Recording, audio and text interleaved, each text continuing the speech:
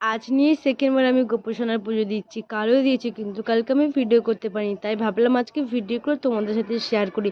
Hi everyone, সকলে কেমন আছো? আশা করি সকলে ভালো আছো, আমিও খুব ভালো আছি। তো প্রথমেই দেখতে পারলে আমি গোপোষণাকে ঘুম থেকে উঠিয়ে নিলাম।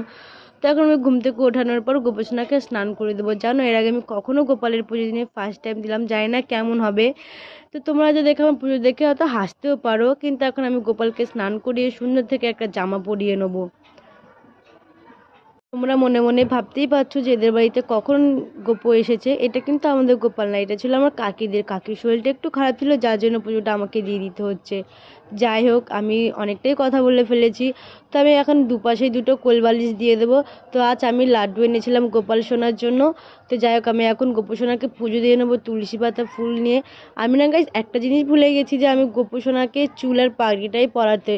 যাই হোক, ভুল হয়ে গেছে, ঠাকুর আমাকে ক্ষমা করে দিও।